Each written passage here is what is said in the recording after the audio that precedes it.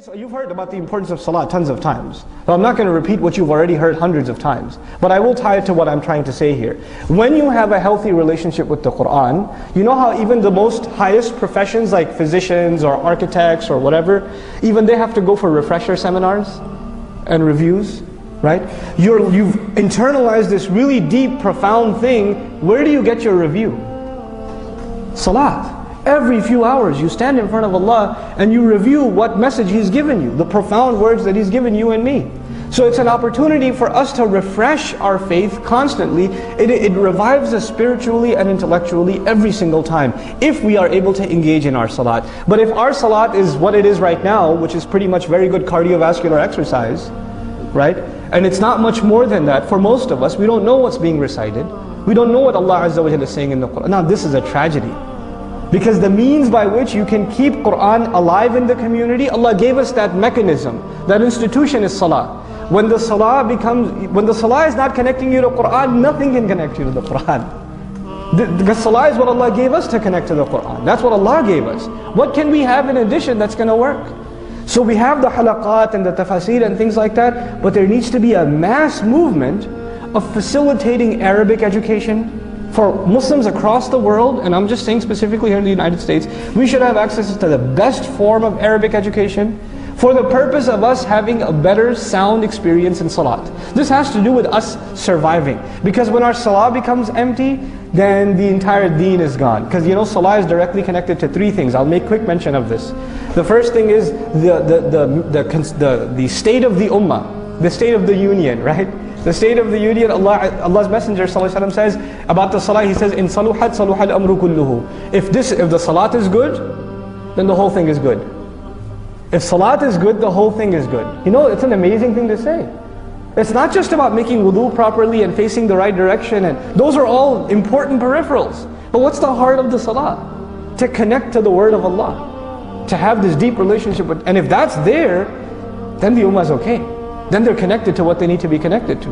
You know, their halaqah of Qur'an is when they stand in front of Allah subhanahu wa ta'ala. It's an amazing thing. So that's the first thing. It fixes the problem of the ummah. The second thing about salah I want to mention is, you know how I said the fundamental problem of the ummah is iman? Did I say that? Right? You know, in the Qur'an, Allah uses, when the qibla changed, Allah Azza wa Jalla says, وَمَا كَانَ اللَّهُ لِيُضِيعَ إِيمَانَكُمْ. You know, the Jews came to the Muslims and they said, you've been praying in you had the wrong GPS address all these years. Your salat didn't count. Because the qibla is this one and you've been praying towards Aqsa. You know, they said all those years got wasted, huh? And Allah says, no, Allah will not waste. He didn't say Allah will not waste your prayers. Allah says, Allah is not one to waste your iman. In other words, in the ayah, what iman means is salat. To Allah Azza wa Jal, salat and iman are the same thing. So if salat is good, necessarily, what does that mean? Iman is good. As far as Allah is concerned, if salat is good, iman is good.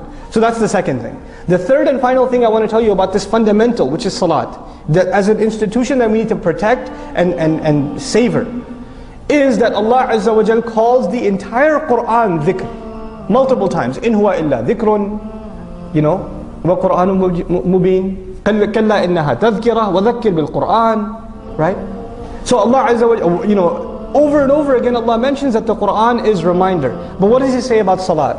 He says, وَأَقِمِ الصَّلَاةَ لِذِكْرِ. Establish salat so you can remember me. So the Qur'an is remembrance, and salat, Allah also calls that remembrance. In other words, the real way to remember Allah through the Qur'an is the salat. So salat is our second fundamental. We have to fix it.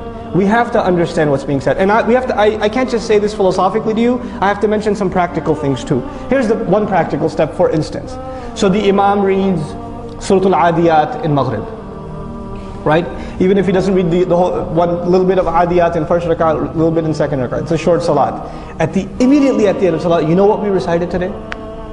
We recited these ayat. And just a couple of things about those ayat. If we're not at the level of understanding Arabic yet, at least get something out of that salah. What did Allah say to us in this salah?